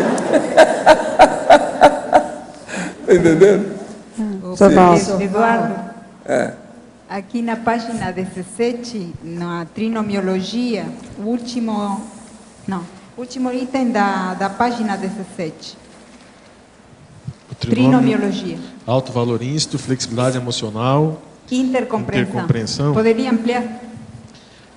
Aqui, o fato da pessoa desenvolver essa condição, se valorizar mais realisticamente, não através de mecanismos de defesa ou de máscaras, imagens, quer dizer, a pessoa está definitivamente fazendo um autoenfrentamento, está se esclarecendo, a tendência dela é começar a gostar mais de si próprio e gostar mais dos outros. E ela sai de uma variável que é a rigidez. Então ela começa a ter mais compreensão dela própria e também compreensão da problemática dos outros. Por exemplo, você vai observar uma pessoa arrogante e orgulhosa, você vai saber que essa pessoa tem uma criança solitária dentro dela. Então, aquela arrogância, aquele orgulho, aquela coisa toda, para de te incomodar. Porque você começa a entender aquela consciência. Quer dizer, ela não tem outra estratégia dentro dela, outra alternativa, para poder, mental ou de sinapse, para poder entender o que está acontecendo com ela. Então, é fácil você adotar uma máscara. É muito mais fácil você adotar uma máscara do que você fazer o autoenfrentamento. Então, você pega isso, desde a adolescência. Você vai lembrar dos seus amigos que eram, como é que chamava? Lá em Criciúma a gente falava que era meio pancadão, né? O cara meio mitidão. Então, metido, tá? Então, aquela estratégia é uma estratégia psicológica. Não é uma falta de conhecimento. A pessoa se acha, né? Se acha. O pancadão é aquele de andar anserino. É igual o homem que anda igual a mulher, que já deu muita luz. Então, faz isso com os homens. Exatamente. Isso, é um anserino. Quando eu fazia cursinho no Rio de Janeiro, tinha um colega nosso, que a gente ia perguntar para ele, e aí, cara, como é que você foi na prova? Aí. Não, maneiro. É a linguagem de surfista. Linguagem de surfista. Tati. Então, assim, a pessoa... o que está acontecendo? Uma ignorância. Né? E isso para de te incomodar, porque você começa a identificar isso nas pessoas. E aí, uma outra variável interessante é quando você fica muito tempo sem ir na sua família, e aí você volta para a sua família, para você ver como é que está o pessoal. E a hora que você chega lá, você olha, puxa... E aí você começa a entender, né, como é que era o seu tio, o seu irmão, os seus amigos até, pessoas que estavam junto com a família, pessoas próximas, e que você na época não tinha essas ideias. Né, você acha que o acesso à informação pode romper essa rigidez? Eu acho que é uma série de fatores, tá? Mas uma coisa que ajuda muito é a extroversão, porque a pessoa introvertida e tímida, ela perde a oportunidade de receber crítica. Então ela se poupa, ela poupa demais a si própria e acaba perdendo interações onde ela teria muitos ganhos. E teria oportunidade de realmente melhorar. A gente não melhora com elogio, a gente melhora com crítica. E o tímido perde a oportunidade de receber crítica, porque ele não se expõe. E tem o outro lado, que é a exposição excessiva, que também é um mecanismo de defesa, normalmente do orgulhoso, que quer mostrar, quer aparecer, quer estar o tempo todo. Então também é um viés que precisa ser corrigido. Mas é mais fácil você corrigir isso mantendo a extroversão do que, por exemplo, você está tímido, cair em depressão, por exemplo, é uma reação, né, comum do As duas coisas tímido. têm como base o complexo de inferioridade, as duas. Tanto de superioridade como de inferioridade. Tem uma desconexão consigo próprio. Isso que existe, uma desconexão. A pessoa não está conectada com a própria realidade. Então ela passa a viver, às vezes, momentos de outras realidades, pensamentos de outras pessoas. E isso começa a pautar a vida dela. E, na verdade, o que está acontecendo? Um vazio que não se preenche. A pessoa não se enxerga. E na questão do autovalorismo e flexibilidade, isso traz mais flexibilidade emocional e a intercompreensão, facilita a intercompreensão. E não tem nada de bonito, de romântico, de bacana, tem de realismo, tem de compreensão, tem de sinapse. E recentemente eu fui fazer um laboratório lá da Aracê, o Serenário, E é engraçado que quando fala em serenário, você imagina que vai chegar lá e, né, você é o serenário, né? Você vai, né? Pô, vou ficar lá, ficar serenos, igual aquela propaganda, né? Aí eu cheguei lá na sexta-feira, foi uma pancadaria, um processo, o que está acontecendo e tal, e o bicho pegando, tá parecendo ECP1, é um ECP1 aqui, o que está acontecendo? Quer dizer que foi uma injeção endovenosa. Agora, a melhor da história é que agora nós temos aquele gatinho, um gato branco, que está lá no gatil. Ele sai, vê o povo, ele de vez em quando mia para a turma que chega, recebe carinho, aquele negócio todo aí, bem exposto. E ele dorme também lá. Agora, ele é chamado de sereninho. Sereninho. Mas veja, ele muda completamente na hora de você dar comida para ele. Ele derruba a vasilha, não deixa você colocar a comida para ele, nem nada. Acabou a serenidade dele. De modo que eu conheço um monte de sereninhos por aí assim. É justamente isso aí. Então, o que acontece? No serenário, pelo menos o relato da maioria dos serenautas, a gente conversou muito lá com o pessoal, é que essa questão realista precisa vir à tona. E é isso que pacifica. E o movimento que a gente faz normalmente é de buscar uma pacificação externa. Você quer ouvir uma música, relaxar e tal, e o bicho com você pegando. Então, quando você entra no serenário, é esse bicho que está pegando que vai vir à tona. E aí que entra o processo do autoenfrentamento. E a hora que você sai do laboratório, é que você vai entender um pouco do que quer dizer o processo da serenidade. Baseado na realidade, e não numa ilusão, ou naquilo que você supõe ser, né, uma pacificação. A coisa é muito real. Foi nesse momento que me veio essa ideia, né, de que o amor nasce do esclarecimento. Tanto o amor próprio quanto o amor da dupla evolutiva. Ele nasce do esclarecimento, não é do amor romântico, não é da imaginação, do sonho, a coisa é muito real. Falando quanto a essa parte íntima que você coloca, a última pergunta, da neossinapsologia, poderia ampliar justamente isso, as paraneossinapses fixadas no padrão homeostático intermissivo pessoal, facilitando a percepção do alto valor íncito. Página 17. As paraneossinapses fixadas no padrão homeostático intermissivo pessoal, facilitando a percepção do alto valor íncito. Essa técnica do padrão homeostático de referência é uma técnica que a gente trabalha no curso de higiene consciencial, que é justamente ajudar o aluno a identificar o padrão dele de curso intermissivo.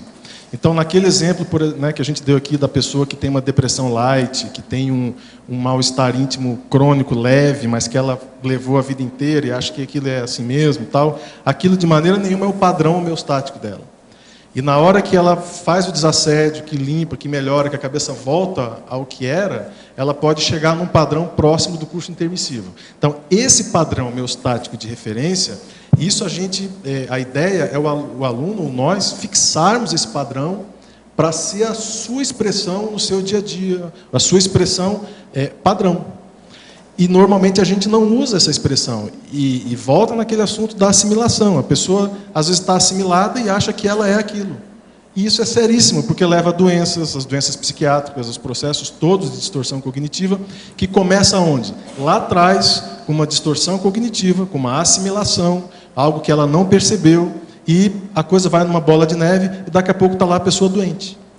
Ah, ficou doente, poxa, que coisa. Mas vai entender a doença. Lá atrás tinha orgulho, tinha uma crença nuclear, que ela não tinha valor, uma fofoca, uma mentira, um negócio, um fato distorcido, mal contado, a pessoa se vitimiza, cai, liga os gatilhos todos, entra consciente e caiu.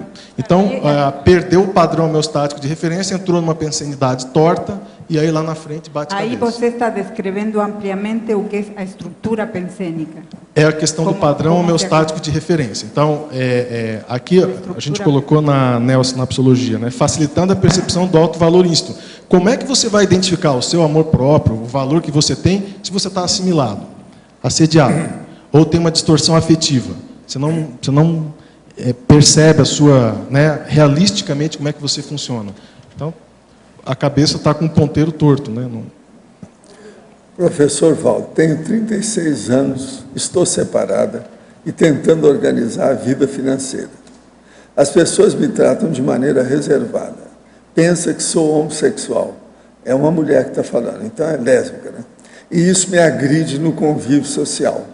Sei que não me interessa. Percebo que elas poderiam ser melhores comigo. Isso afeta a minha autoestima. Quero eliminar esse ranço. Por onde começo? Primeira coisa, arranjar um companheiro, né? Eu acho que a saída é mais óbvia que tem. Tem muita gente na Terra, né? O problema é esse. Você está moça, 36 anos, todo mundo está vivendo 100 anos. Pensa nisso, o que é que você vai fazer daqui para frente. Mas o caminho é por aí. E outra coisa, não entra na onda desse processo do lesbianismo, de estar pensando mal dessa turma, não. Porque geralmente nessa área sexual, o assédio é mais sério. Pois é, e cuidado com a internet, chats, etc. Sinergismologia, página 17, primeira linha. Poderia explicar o sinergismo, alto valor íncito, TENEPS? Esse sinergismo é bem interessante, porque quando a pessoa começa a entender melhor.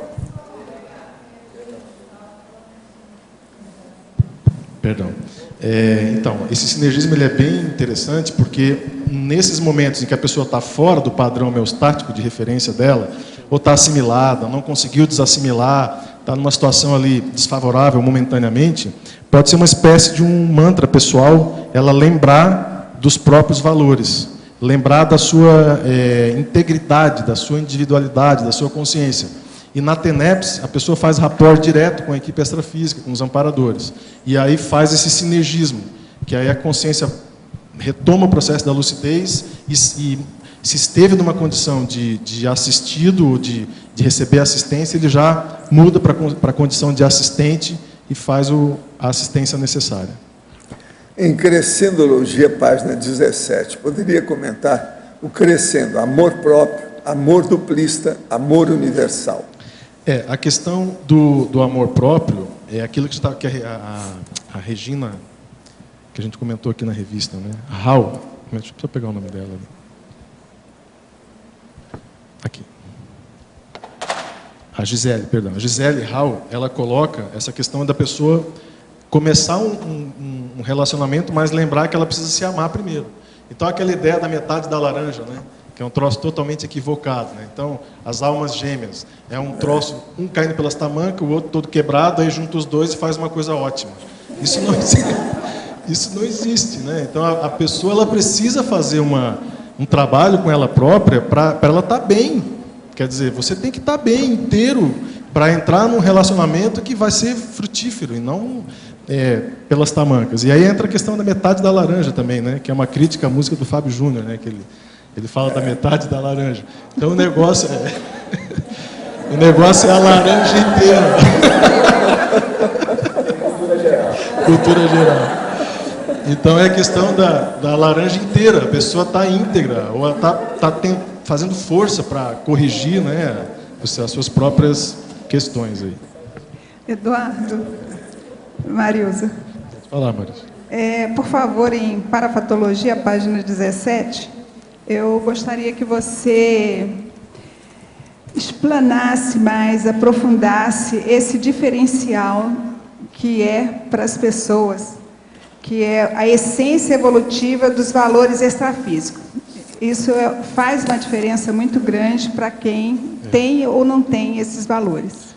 Aqui, o que acontece? Você pode fazer uma análise do saldo da sua vida, tá? Então, por exemplo, a pessoa deu muito valor à vida humana, excessivo valor à vida humana, aos valores humanos. E isso facilmente coloca a gente muito fixado ao corpo físico, ao soma, às questões materiais. E, enfim, de maneira alguma isso quer dizer que a pessoa tem que ignorar a vida humana e inverter aqueles 75% que o professor Valdo coloca, né? De você dedicar 75% à vida humana e 25% ao processo extrafísico, multidimensional. Durante, por exemplo, a sua vida ativa financeiramente, né? A sua vida ativa financeira. Mas os valores extrafísicos, para o intermissivista, ele precisa fazer um download desses valores, né? Identificar esses valores, lembrar das suas projeções, lembrar dos amparadores, lembrar do investimento que é feito na pessoa durante a vida, para não comer bola, para não deixar furo. E eu coloquei uma frase, que é a questão do curso intermissivo, honrar, não sei onde é que fica, é aqui, o ato de honrar o curso intermissivo, na própria parafatologia. Isso, a pessoa precisa identificar bem isso, porque ela está na vida humana provisória, ela está numa condição momentânea. O definitivo não é aqui, o definitivo é lá. E você foi escolhido para fazer um curso intermissivo. Então, e aí? Você está dando valor para isso? Aqui, na vida humana? Então, o ato de honrar o curso intermissivo é naqueles momentos, por exemplo, de crises, momentos difíceis, e nos momentos assistenciais, é algo para a pessoa fixar isso no dia a dia, né? Não esquecer desse detalhe. Você pode lembrar de uma projeção com um amparador seu, uma conversa que você teve com o seu amparador, né? Trazer isso, associar aquela conversa com outros fatos do seu dia a dia, o que eles quiseram dizer com aquela interlocução com você no extrafísico, e fazer aquilo que também que o professor Valdo comenta, que é tentar pensar mais como consciência, menos como consim. Eu sei que não é fácil aqui na vida humana, em função da sobrevivência, em função dos problemas, né, naturais da vida humana, mas na hora que você vai fazer o estado vibracional, que você vai mexer com energia, lembrar do curso intermissivo pode potencializar, você ajusta o ponteiro da cabeça para atuar de uma forma menos fixada na vida humana e mais multidimensional. Muito bom, muito obrigada. Professor Valdo, como distinguir mega euforização do parabanho energético? A mega euforização, ela pode ser mais da pessoa, ou seja, da consciência humana, propriamente dito. Ela chega dentro de um nível de alta euforia pelas condições que ela mesma consegue com ela. Não precisa de ter uma consciência fazendo isso com ela. Ela arranja, ou ela compõe, ou ela instala um estado energético, ou holossoma, ou um campo energético positivo de euforia. Por isso que a pessoa pode ter a Primener, que é a primavera energética, e chegar no processo até do Cipriene, que é uma condição de repetição e em ascensão ascendente com várias Primeneres. Agora, outra coisa é o parabanho energético. O parabanho já significa que é uma energia que vem de fora sobre a gente. Então, você nota que aquilo não é seu. E outra coisa, geralmente é uma coisa inesperada, é diferente da mega euforização, que ela vem aos poucos. Agora, o parabanho não. É uma chuveirada na hora, com energia, e você sente o reflexo positivo daquilo sobre você. Agora, sendo para, quer dizer, mostra que é energético, extrafísico, de amparador, de alto nível. Então, há uma diferença entre uma coisa e outra. A mega euforização, a gente pode instalar um campo que as pessoas que participarem do campo podem sentir. Agora, no parabanho, há um processo que às vezes você sente, você estende aí a energia, ela pega os circunstantes, o povo que está ali, a turma do entorno da pessoa naquele momento evolutivo. Agora, gente, hoje eu queria comemorar com vocês aqui, dar umas palmadas numa pessoa que está com seus 17 anos e que é uma grande voluntária, faz uns 30 anos que ela trabalha comigo, fora de série. É a Pilar.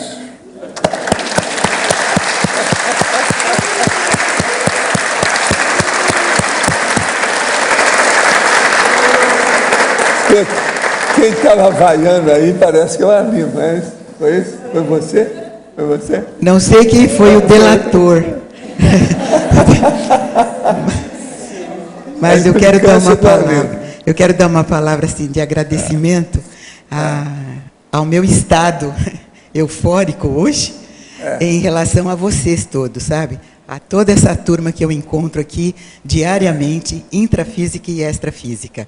Então, meu sincero agradecimento. Não, mas tem uns aí que tiram partido das suas coisas todo dia. Ele não está aí hoje, não? Ele está todo dia aí. Faz parte do serviço aí. No dia faz parte do trabalho. Eu vou cobrar dele isso. Que negócio é esse? Mas muito obrigada a todos. Tá. Edu, oi, Mauro, estou aqui, tá? Pode falar. Como a Tânia não veio, eu vou te dar parabéns pelo verbete, tá? Mas eu quero comentar o seguinte, esse fato da autoestima. Nem todo caso de baixa autoestima na infância e na adolescência se enquadra dentro da questão de uma família, às vezes, funcional, da consciência sentir mal. A síndrome do estrangeiro, ela não está caracterizada dentro desse caso. Entra na questão da paragenética. É diferente. Então, eu sugiro você colocar, porque senão a pessoa pode se enquadrar equivocadamente dentro desse quadro de que o problema é com ela, é com o entorno, e não é uma síndrome de abstinência do curso intermissivo, que a senha é a multidimensionalidade. Falou isso, a pessoa alinha a rota e acabou o problema, e ajusta, e o alto valor inato vem à tona e tudo funciona. Então, eu sugiro essa complementação, porque, como eu recebo muito feedback disso, desses quadros de infância, às vezes famílias super estruturadas, com a pessoa recebendo afeto, nem todo caso é de desafeto, sabe? A gente quis dar força para esse tipo de acontecimento que a pessoa ignora na fase adulta. Ela deleta o inventário pessoal. Ela fica só com as observações pós-conscienciologia, sabe? Entendi. Então, entrou na conscienciologia, tal, no estágio vibracional, mas ainda não deu aquele ajuste, aquela corrigida. Mas, beleza. Eu acho que cabe, porque o teste terapêutico da síndrome do estrangeiro é a multidimensionalidade. Falou nisso, falou do curso intermissivo, a situação começa a se configurar e se organizar. Então, é bom que deixa esperança para esses que estão passando por esse problema. Obrigada. Sr. Valdo. Sim. Aqui no dicionário, na argumentação, aqui, B. Na argumentação no dicionário, o senhor podia comentar para nós o sinergismo subcognição pessoal e autocognição plena? O caso todo é o seguinte, uma pessoa, por exemplo, ela tem pouco conhecimento pessoal, não só às vezes de si mesma, como das coisas. Então, ela chega a um nível que, por exemplo, às vezes chega aqui conosco, que aqui nós debatemos tudo, pesquisamos tudo, investigamos, debatemos, etc. Com isso, ela vai crescendo, porque antes ela não tinha conhecimento, nem no geral, e nem a respeito de si mesma. Aqui nós estudamos justamente a personalidade, o ego, etc. Tal. Então a pessoa começa a crescer. É aí que vem o sinergismo. Aquilo que ela não conhecia, pouco a pouco, cede lugar para um conhecimento. E ela muda, a pessoa muda. Aí é uma mudança de temperamento também. Na hora que há essa mudança, a pessoa muda o modo de ser, o cabelo que ela usava, se for mulher, entende? Tem gente que muda o cabelo aqui, de vez em quando muda o penteado. Ela usava aquilo, 15 anos, de uma hora para outra muda, entendeu? Então, isso tudo faz parte desse sinergismo, subcognição. Subcognição quer dizer, uma cognição pessoal baixa, inferior, que está rudimentar, que precisa de ser ampliada, aprofundada, melhorada. E a autocognição plena, a hora que a pessoa começa a entender mais a autoimagem que ela tem de si mesma, como é que é. Então, ela fica mais coordenada com a realidade da vida humana. Ela começa a ter uma ideia da sua própria, entende? Aparência, o seu modo de ser, de acordo com aquilo que o povo pensa dela. Então ela vê quais são os trafalhos que ela tem, os trafalhos que ela tem, os trafais que ela precisa de conquistar. Enfim, ela chega nesse nível da autocognição plena. É até uma convicção, um conhecimento de si própria, bem próximo da realidade que todo mundo pensa. Então, por exemplo, esses cursos nossos, do jeito que é, 40 manobras, com 5 cobaia, esses da CONS, todos eles ajudam. Esse, por exemplo, aí do Apex, do Loche, você está entendendo, que é o balanço existencial, isso tudo é muito importante. Nós podíamos dizer que isso também é um crescendo? É o quê? Que é um crescendo? É um crescendo. É um crescendo. Não há dúvida que é. O sinergismo, aí, no caso, é um crescendo aqui também. Mas o que é importante é o seguinte, que aquele conhecimento que a pessoa tem, o básico, que criou aquele pouco da subcognição da pessoa, ela não vai perder.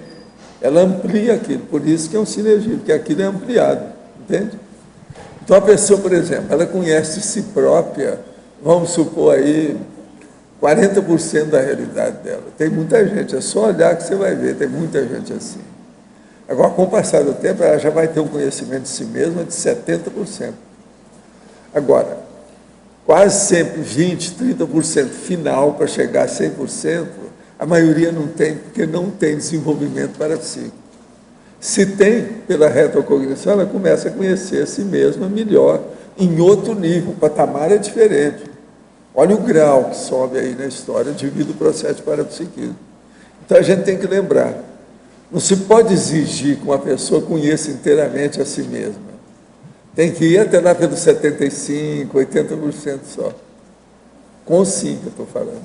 Professor, por isso, para atingir realmente a autocognição plena, tem como base a autopreservaciologia? Você tem que preservar os fatores positivos da sua vida, da sua personalidade. E ampliar tudo que você puder para melhor. Esse é o caminho. É o jeito. Agora, sem assistência, ninguém chega lá. Uma pessoa que quer desenvolver a si mesma tem que pensar nos outros. Esse aqui é o paradoxo mais sério, talvez, da vida humana. Então, todo mundo quer melhorar a si mesmo só puxando brasa para si próprio. E não pode, ela tem que dar o peixe para os outros.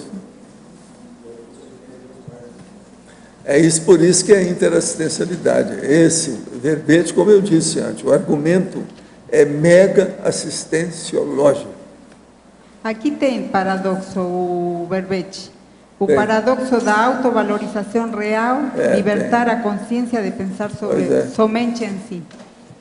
Agora, tem muita coisa para a gente estudar devido àquilo que eu estava falando. Por exemplo, a polimatia interassistencial, a preservação interassistencial. Entende? Isso tudo está aí dentro. O problema, por exemplo, da mega-assistenciologia. Isso, co-assistencialidade, tudo está aí no verbete. A pessoa vê. Valdo, tem uma questão aqui na página 19, que é o item 10 das distorções, que mostra bem a pessoa que não... O que acontece, né, em termos de confusão com relação ao valor próprio, né? A pessoa não saber omitir a própria intimidade em autoexposição excessiva. A pessoa, ela não dá o valor próprio, né, a si mesma, e as coisas que são íntimas dela, coisas pessoais, particulares, como para ela sem valor, ela expõe isso de uma maneira equivocada, imatura, e não tem a questão da preservação, né, que tem tudo a ver, a sincronicidade com o dicionário, a preservação própria, né, da pessoa. Ela acha que ela está sendo fechada demais, por exemplo, distorce essa noção, mas a preservação da intimidade é essencial. A pessoa precisa saber, né, dar valor para a sua própria intimidade. Professor Evaldo, aqui no B. O senhor podia falar um pouquinho mais da relação que tem essa estilística que o senhor utiliza para fazer o argumento do dicionário com o curso intermissivo? O problema todo é o seguinte: no curso intermissivo, nós todos andamos estudando os detalhes mais evolutivos possíveis de tudo. Agora, dentro do processo da comunicologia, quanto mais nós estudarmos as coisas com profundidade, para dar clareza, concisão e aumentar o conteúdo da comunicação, melhor. Então, o que eu fiz aí? Eu nunca escrevi, você sabe que eu tenho mais de 60 livros publicados, mas eu nunca escrevi um texto, quer dizer, uma redação igual essa do dicionário. Então, eu estou trabalhando com ele já faz alguns meses para fazer uma redação específica que eu possa atingir a pessoa e, até um certo ponto, até espicaçar, fustigar, desafiar o leitor e a leitora com isso aqui.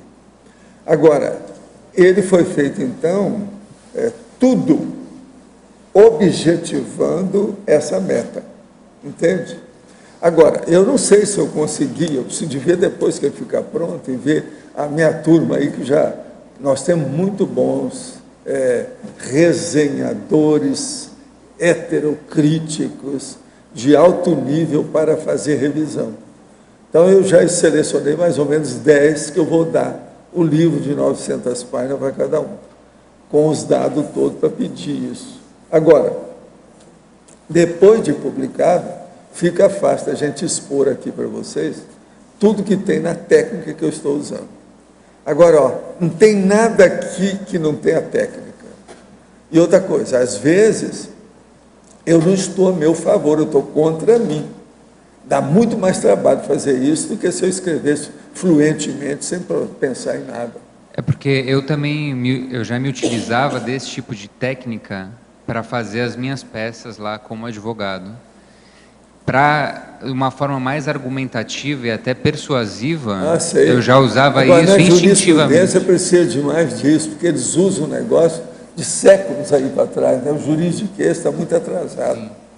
Então, precisava de colocar isso mais claro. Outra coisa, a advocacia que precisa mais disso que eu disse, ou seja, precisa mais de clareza.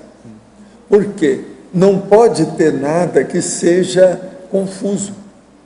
Se escrever alguma coisa, qualquer ditado, contexto advocatício da jurisprudência, ele não pode ser ambíguo.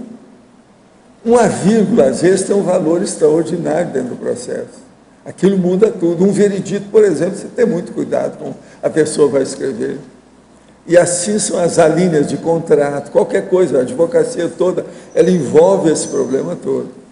Então, é muito sério isso aí. Agora, é lógico que isso que eu estou fazendo aqui não é para qualquer temperamento. Se a pessoa não tiver muita paciência, ela jamais faz nem a metade disso que eu estou fazendo nesse dicionário. Dá muito mais trabalho do que fazer a enciclopédia do jeito que é. A enciclopédia eu fiz um template, uma fórmula, é uma chapa. É só seguir aquilo que a pessoa chega lá. E outra coisa, sempre já tem coisa escrita, porque ela tem 70 divisões, 70 bases. Esse aqui não, tem no máximo só 7. Mas entende? É muito mais assistencial essa técnica, né? Esse é muito mais no ponto. Muito mais difícil, ele é mais, o processo é mais conciso, é mais claro, objetivo. E outra coisa, a gente procura resumir cada argumento um por um. E outra coisa, o dicionário já sabe, dicionário de argumentos. Isso é a coisa mais rara. Você arranjar dicionário de argumento. Porque argumento é uma das coisas mais bravas que tem. Você está defendendo um ponto de vista, uma opinião, um construto. Como é que fica? A situação é séria. Então, veja bem como é que é isso. Agora, você vai, a hora que a gente publicar, você vai gostar de ver as técnicas que eu uso. Tem muitas que não são usadas por aí. É coisa mais rara. O que eu tenho aqui dentro do processo todo. Tem muita coisa nova. Até dezembro eu acho que eu publico o livro, certinho. Que eu tenho que publicar pelo menos o primeiro volume para me ver depois o resultado, né? Para ver se eu faço mais. Agora, nem eu sei atualmente quantos verbetes são, porque vai de 1 a 3 páginas cada verbete.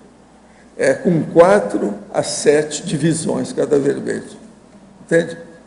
Agora, por exemplo, eu já sei de certas coisas que eu vou colocar lá também, os totais estatísticos dos verbetes, só para clarear mais ainda para a pessoa.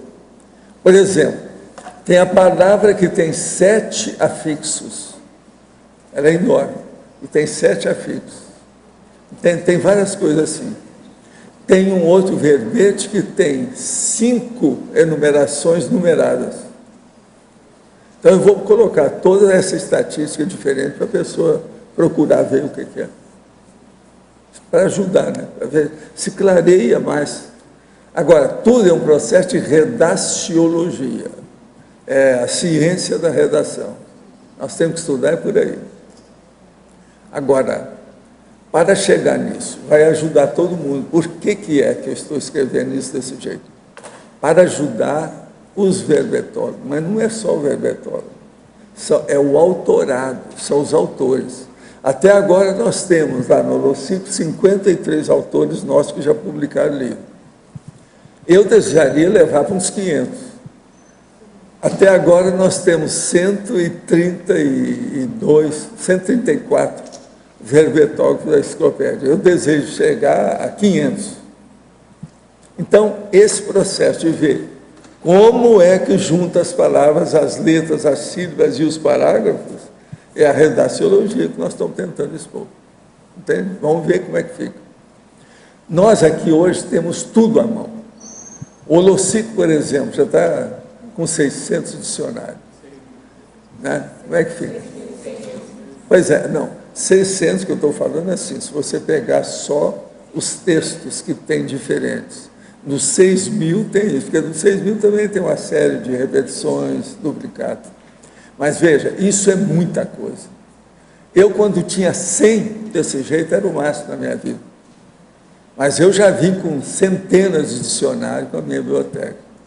Essa base lá dos 6.000 era muita coisa minha, que já havia, entende? Mas agora não é só isso.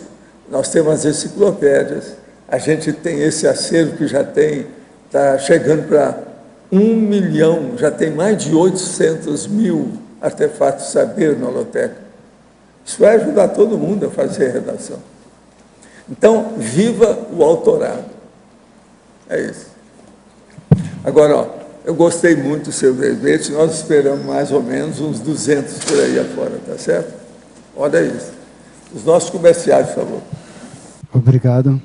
Hoje tivemos 79 assinaturas no livro de presença, 22 perguntas presenciais, 11 perguntas online e 17 votos presenciais. Os recados de hoje são da Cristina e do Everaldo sobre o curso Teática do Código Pessoal de Cosmoética, a Marta sobre o curso Introdução à Proexis, a Rosa sobre o programa Verbetografia e o Tiago sobre o curso Teoria e Prática da Inversão Existencial. Agora com vocês, a Eliana, com o programa Amigos. Boa tarde. Hoje o professor Valdo falou bastante sobre, nesse instante, sobre o holociclo, né, a importância dele, 6.000 dicionários, sobre a importância do autorado. E eu me dei conta de que o programa Amigos está ampliando seus negócios, porque além de ser participante do programa Amigos da Enciclopédia, agora também você é participante do programa Amigos do Dicionário de Argumentos da Conscienciologia.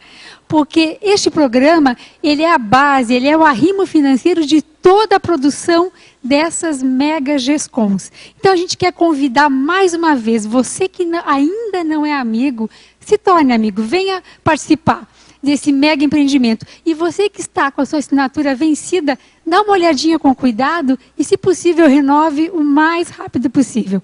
Quem é de fora é só ligar para o CAEC, 45, código de área, 35 25 26 52. E quem é daqui ou está visitando, é só passar na recepção do CAEC. Muito obrigada. Olá, pessoal, boa tarde. Então, dentro da temática de hoje, do verbete do Eduardo, a gente também vai aproveitar para divulgar o curso Código Pessoal de Cosmoética, Teáticas do Código Pessoal de Cosmoética. Esse curso, que é um curso que acontece em 2 módulos. O primeiro módulo vai ser daqui uma semana, entre o dia 23 a 25 de março. E o segundo módulo, entre o dia 25 de maio a 27.